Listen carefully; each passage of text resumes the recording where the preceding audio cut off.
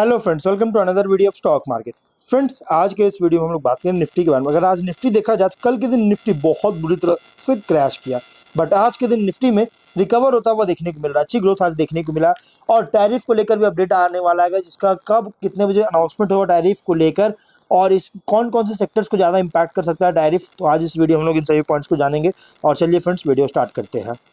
तो अगर निफ्टी की बात करें तो आज के दिन 23,332.35 पॉइंट्स पे आज क्लोज किया। 0.7% का आज इंक्रीज होता हुआ देखने को मिला। 166.65 पॉइंट्स का आज इंक्रीज हुआ है। वहीं अगर कल के दिन की बात करें तो कल के दिन निफ्टी जो है बहुत बुरी तरह से क्रैश होता हुआ नजर आया था। लगभग 422 पॉइंट्स का कल के दिन गिरावट देखने को मिला, बट आज वापस से रिकवर किया है। देखिए कल के दिन मार्केट गिरावट आने का रीजन क्या था कि देखिए फ्राइडे के दिन जो है मार्केट एफआईआईज लगातार सेलिंग करते हुए ह्यूज सेलिंग देखने को मिला था। बट कल के और उसके अलावा ट्रम्प का जो टैरिफ जो रेसिप्रोकल टैरिफ है इसको लेकर जो डेट है बहुत ही पास आ रहा था और आज के दिन टैरिफ अनाउंसमेंट होना और ये कितने बजे होगा वो मैं आपको आगे बताऊंगा। और इसी कारण से कल के दिन मार्केट क्रैश किया था, बट आज वापस से मार्केट रिकवर किया। देखिए मार्केट जब भी क्रैश किया तो ऐसा नहीं कि मार्केट लगातार क्रैश करेगा, आज थोड़ा रिकवर किया है क्योंकि टैरिफ को लेकर आज अनाउंसमेंट होने वाला है। और अगर हम बात करें निफ्टी की तो बात करिए, अगर हम इसके और भी अगर बात करें तो सेंसेक्स में 592.9 पॉइंट्स का इंक्रीज किया, निफ्टी बैंक 520 पॉइंट्स इंक्रीज किया, निफ्टी आईटी 302 पॉइंट इंक्रीज किया, S&P BSE small cap 464 points का इंक्रीज होता हुआ देखने को मिला है। आज के दिन करेंसी में भी थोड़ा सा अच्छी ग्रोथ होता हुआ नजर आया। यूएसडी जो है यूएस डॉलर थोड़ा सा डाउन होता हुआ नजर आया, वीक देखने को मिला है। 0.14 पॉइंट्स का आज गिरावट देखने को मिल रहा है यूएस डॉलर में, जो कि अराउंड अच्छी बात है। देखिए यूएस डॉलर जितना ज़्यादा डाउन होता नजर आएगा उतना ही बेटर माना जा सकता है, क्योंकि उतना ही अच्छी देखने को मिल सकता है। एफआईएस जो है सो उतना ज़्यादा अट्रैक्शन देखने को मिल सकता है। लगभग अच्छी ग्रोथ होता हुआ देखने को मिला। 2% क्रैश किया लगभग यूएस डॉलर। और अगर हम यूरोपियन मार्केट की बात करें तो डैक्स में देखिए तो बहुत बड़ी गिरावट आई है। FTSE 100 में भी गिरावट आया, CAC में भी गिरावट आया, IBEX 25 में गिरावट है, स्टॉक्स 50 में भी गिरावट आया है। यूरोप मार्केट भी बहुत बुरी तरह से गिरावट देखने को मिल रहा है। और यूएस मार्केट की बात करें डो जोन्स में थोड़ी बहुत फ्लैट क्लोज किया था, लेकिन अगर S&P 500 बात करें 21 पॉइंट्स इंक्रीज किया, नैस्डैक 150 पॉइंट्स इंक्रीज किया, रसल 0.03% का इंक्रीज होता हुआ देखने को मिला है। ग्लोबल मार्केट थोड़ा इंक्रीज होता हुआ नजर आ रही है। अब बात करते हैं गाइस एफआईआईज की। देखिए आज का डेटा तो अपडेट नहीं किया क्योंकि डेटा जो है 7 PM के बाद अपडेट किया जाएगा। आज इवनिंग में 7 PM के बाद अपडेट किया जाएगा। लेकिन हम कल के डेटा की बात करें तो कल के दिन ह्यूज सेलिंग हुआ था, बिकवाली हुआ था एफआईआई से। 5901 करोड़ के अराउंड जो है एफआईआई का रेट जो है सेल होता हुआ नजर आया था। और सिर्फ कल के दिन ही सेल नहीं हुआ बल्कि 28 मार्च को भी सेलिंग हुआ। 4352 करोड़ के अराउंड जो है सेल होता बिकवाली देखने को मिला एफआईआई का। लास्ट 2 कॉन्जिक्यूटिव एफआईआई डे से जैसे एफआईआई लगातार सेलिंग देखने को मिल रहा है। ये एक बहुत बड़ा ड्रॉबैक है, क्योंकि देखिए लास्ट मंथ जो है एक अच्छी इंडिकेशन दिया था एफआईआई की एफआईआई वापस लौट रहे, बट अब यहाँ से वापस से सेलिंग देखने को मिला। आज का डेटा अपडेट नहीं हुआ है, लेकिन गाइस कल तक का जो है बहुत ज़्यादा ह्यूज सेलिंग देखने को मिला। अब देखना है कल के आज का डेटा कैसा आता है।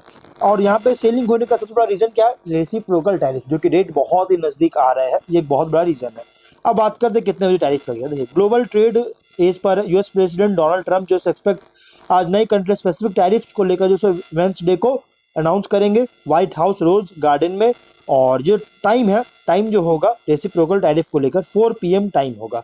अब बात करते हैं, और ये जो है वेंसडे का लोकल टाइम, मतलब कि लोकल टाइम कहाँ का, ये इंडिया का लोकल टाइम नहीं बल्कि यूएस का जो लोकल टाइम है, यूएस का लोकल टाइम है, मतलब 4 PM। अगर हम इंडिया में बात करें तो इंडिया में जिसमें यूएस में 4 PM होगा, 4 बज रहा होगा इवनिंग का, उस टाइम इंडिया में थर्सडे का 1:30 AM, मतलब कि लेट नाइट 1:30 AM का टाइम हो रहा होगा।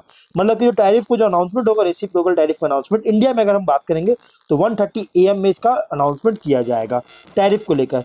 और लेविएट ने टैरिफ को लेकर लेविएट ने कंफर्म किया कि इफेक्टिवली, मतलब कि इमीडिएटली इफेक्टिव होगा ट्रम्प के अनाउंसमेंट पर। जैसे ही ट्रम्प अनाउंसमेंट करेंगे वैसे ही इफेक्टिव होगा, जो कि 3 अप्रैल से, क्योंकि लेट नाइट अनाउंसमेंट होगा इंडियन टाइम के अकॉर्डिंग, IST के अकॉर्डिंग लेट नाइट अनाउंसमेंट होगा। 3 अप्रैल का ही अर्ली मॉर्निंग कह सकते एक तरह से 3 अप्रैल को ही अनाउंसमेंट होगा, बट 1:30 AM में अनाउंसमेंट होगा, जिसका इम्पैक्ट क्योंकि मार्केट ओपन होता है 9 AM में, 9:15 AM में जो सा अनाउंसमेंट होता है मार्केट ओपन होता है और उससे पहले टैरिफ अनाउंस हो जाएगा। इसलिए गाइस 3 अप्रैल से जो इफेक्टिव होगा। ऑटो इम्पोर्ट्स पर ऑलरेडी जो है रिपोर्ट किया गया है, रिपोर्ट आया है, यूटर्स का रिपोर्ट है कि 25% टैरिफ लगाया जाएगा, जो कि लास्ट वीक जो है मार्च के महीने में एंड ऑफ द मार्च जो है अनाउंसमेंट किया गया था। और प्रेस सेक्रेटरी ने यहाँ पे कोई भी स्पेसिफिक डिटेल्स जो है टैरिफ को लेकर प्रोवाइड नहीं किया है। और रूम जो है नेगोशिएशंस के लिए अलग अदर कंट्रीज के साथ रूम्स के नेगोशिएशन होगा अदर कंट्रीज के साथ। इसको लेकर भी कोई भी जो सो न्यूज़ वगैरह नहीं आई है, कोई भी मतलब कि डिटेल्स प्रोवाइड नहीं हुआ है। सर्टेनली अगर बात करें तो प्रेसिडेंट जो है फ़ोन कॉल अभी ऑलवेज फ़ोन कॉल ले रहे हैं, जो कि एक गुड नेगोशिएशन के लिए जो सो अच्छी बात है। क्योंकि देखिए फ़ोन कॉल ले रहे हैं इसका मतलब कि इंडिया भी लगातार जो सो नेगोशिएशन कर रहे हैं टैरिफ को लेकर, और इंडिया के हायर अथॉरिटी जो है सो टैरिफ को लेकर जो सो नेगोशिएशन कर रहे हैं। अगर ये निकलता है गाइस तो एक अच्छी पॉइंट निकल के आ सकता है इंडियन स्टॉक्स के लिए, इंडियन मार्केट के लिए, जो कि फोकस किया जाएगा पास्ट के रॉन्ग्स पर जो फिक्सिंग हुआ है उसको लेकर और जो शो कर रहा है उसको लेकर।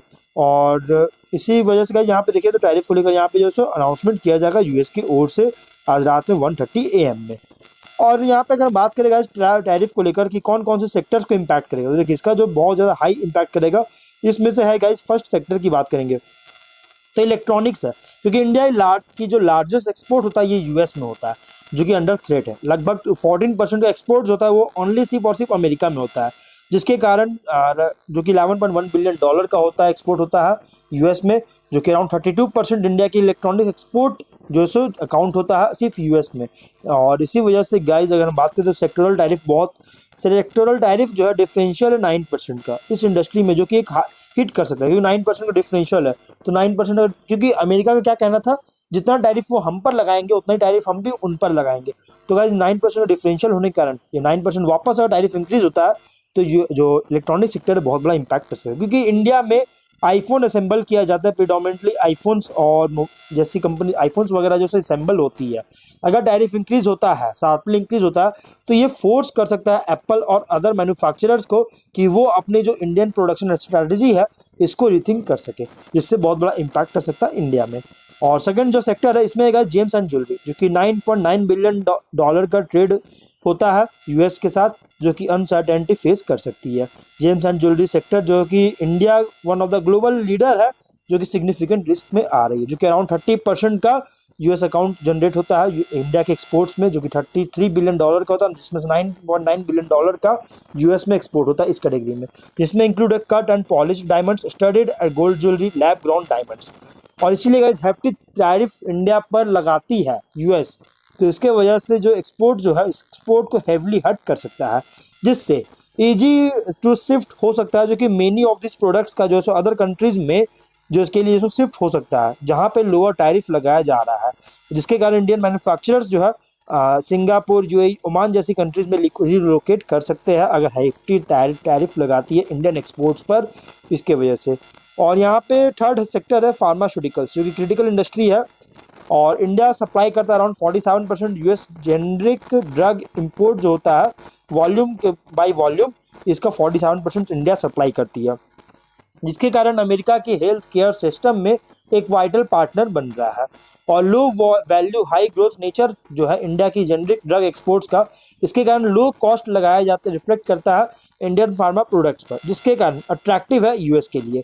और इसी वजह से गाइज अभी इसको रिप्लेस करने में डिफिकल्ट है यहाँ पे। इसीलिए लोग अगर बात करें तो जो रिप्लेस जो करना चाहिए होता है वो रिप्लेस करने में बहुत ज़्यादा डिफिकल्ट, इसलिए इंडिया अभी भी सप्लाई कर रहा है। अगर ये टैरिफ लगाती है तो इसके वजह से गाइज लगभग 35% ऑफ जेनरिक प्रोडक्ट्स मैन्युफैक्चर्ड हो रहा है इंडिया में, अगर टैरिफ लगाता है तो इसकी वजह से बियरिश सिनेरियो देखने को मिल सकता है। On the other hand bullish outcome अगर आता है, बुलिश आउटकम कैसे आएगा, तो अगर कोई भी जेनरिक ड्रग पर कोई भी टैरिफ अगर नहीं लगाती है जो कि इकोनॉमिक अनवाइबिलिटी देता है यूएस मैन्युफैक्चरिंग को लेकर, तो इसके वजह से गाइज उतना जो मतलब कि बायलैटरल ट्रेड एग्रीमेंट का सक्सेसफुल रीच हो सकता है, जिससे टैरिफ अगर नहीं लगाती है तो बुलिश मोड देखने को मिल सकता है फार्मास्यूटिकल सेक्टर पर। अब देखना है कि फार्मास्यूटिकल सेक्टर पर क्या अनाउंसमेंट आता है टैरिफ को लेकर। लगभग 10% का से भी लेस अगर टैरिफ लगता है, ये एक पॉजिटिव रिएक्शन हो सकता है इंडियन फार्मा स्टॉक्स पर करंट एक्सपेक्टेशंस के अकॉर्डिंग। करंट एक्सपेक्टेशन है कि इंडिया जो फार्मा सेक्टर है इस पर 10% का टैरिफ लगा सकती है, बट अगर 10% से हाइयर टैरिफ लगाती है तो पोटेंशियली जो है सो फार्मा स्टॉक्स पे और भी ज़्यादा करेक्शन देखने को मिल सकता है, क्योंकि मोस्ट फार्मा कंपनीज जो है कॉन्फिडेंट है कि वो यूएस की जो बायर्स है इसके टैरिफ कॉस्ट को पास कर सकता है, जिससे उनके फिनेंशियल इम्पैक्ट पर लिमिट लगाया जा सकता है, तो ज़्यादा इम्पैक्ट नहीं करेगा। ऑटोमोबाइल्स और ऑटो कंपोनेंट्स पर भी टैरिफ लगाया जा सकता है, जो कि अराउंड इंडिया 24 में टोटल एक्सपोर्ट्स का 27% इंडिया में किया गया था, जो कि ऑटो कंपोनेंट्स यहाँ पे जो सो OEM जो है इसके पर जो है इम्पैक्ट लिमिटेड, डायरेक्ट इम्पैक्ट जो लिमिटेड देखने को मिल सकता है। एक्सपोर्ट डेस्टिनेशन जो है इंडिया की व्हीकल एक्सपोर्ट्स पर ये सिग्निफिकेंट, यूएस सिग्निफिकेंट नहीं है, यूएस उतना ज़्यादा डिपेंडेंट नहीं है, लेकिन गैस फिर भी इम्पैक्ट कर सकता है। जैसे सोना कॉमस्टार को इम्पैक्ट कर सकता है, संवर्धन मदरसन को इम्पैक्ट कर सकता है, क्योंकि सोना कॉमस्टार का रेवेन्यू 43% नॉर्थ अमेरिका से होता है, संवर्धन मदरसन का 18% का रेवेन्यू जनरेट होता है यूएस से। टाटा मोटर्स पर बहुत बड़ा इम्पैक्ट कर सकता है, और खासकर जेएलआर कम में, जेएलआर में बात करें तो, क्योंकि जेएलआर का जो कि सेल्स जो है यूएस में 30% होता है, और यूएस में से कोई भी मैन्युफैक्चरिंग बेस नहीं है, और जिसके कारण बहुत बड़ा टैरिफ लगाएगा, जिससे प्रॉफिटेबिलिटी को भी अफेक्ट कर सकता है। इसके अलावा टैरिफ जो है अलग अलग कंपोनेंट जैसे इंजन, ट्रांसमिशन, पावर ट्रेन्स पर भी जो है सो लगाया जा सकता है, जिससे सप्लाई चेन्स को डिस्टर्ब कर सकता है। मोस्ट इंडियन कंपोनेंट मैन्युफैक्चरर्स जो है डाइवर्सिफाइड एक्सपोर्ट बेसिस है, जिससे ओवरऑल इम्पैक्ट को मिटिगेट कर सकती है।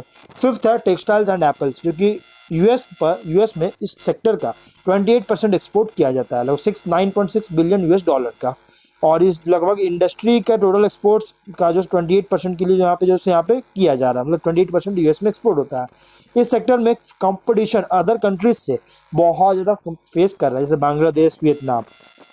अगर टैरिफ इंडिया पर लगाती है, इस सेक्टर पर लगाती है इंडिया में, तो गैस कॉस्ट एडवांटेज दे सकता है इसका, मतलब कि अलग कंट्रीज़ को, अदर कंट्रीज़ को, अगर ये एक्सपेंसिव अगर होता है टैरिफ के कारण तो, और जिसके कारण गैस कॉस्ट एडवांटेज होगा बांग्लादेश और वियतनाम जैसी कंट्रीज़ को, और इससे बहुत बड़ा इंपैक्ट कर सकता है इंडियन टेक्सटाइल और एप्पल्स पर, अगर रेसिप्रोकल टैरिफ इम्पोज लगाया जाता है तो।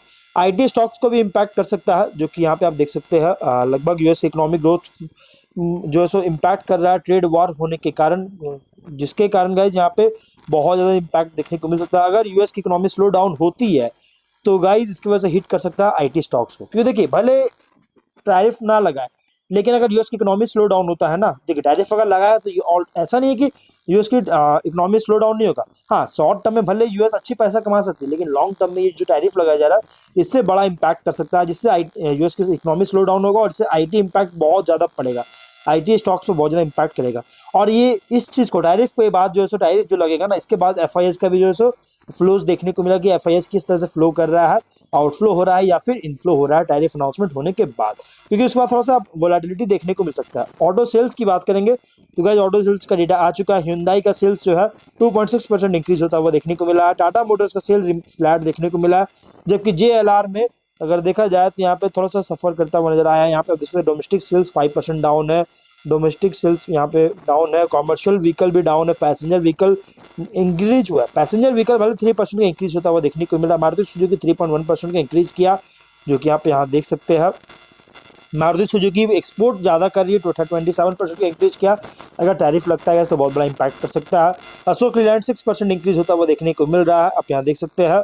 यहाँ पे टोटल एलसीवी सेल्स डाउन हुआ 4% का। ईचर मोटर्स भी 7.6% का इंक्रीज होता हुआ देखने को मिल रहा है, ईचर मोटर्स की ईवी सेक्टर का। और टाटा टीवीएस मोटर में भी 17% का राइज हुआ, अतुल ऑटो 18% इंक्रीज किया, महिंद्रा एसयूवी ट्रैक्टर सेल्स भी अच्छी देखने को मिला। रॉयल एनफील्ड का भी सेल्स अगर बात करेंगे तो सर्च किया मोर दैन थर्ड इन मार्च, 3 गुना से ज़्यादा रॉयल एनफील्ड का सेल्स सर्च होता हुआ देखने को मिल रहा है। तो अब देखना है कि मार्केट कैसा परफॉर्म करता है, टैरिफ अनाउंसमेंट कैसा होता है, और टैरिफ के अकॉर्डिंग कल के दिन मार्केट इंपैक्ट करेगा। तो गाइज वीडियो को यहीं पर एंड करते हैं, अगर कोई डाउट है कमेंट बॉक्स में पूछे, मिलते हैं नेक्स्ट वीडियो में।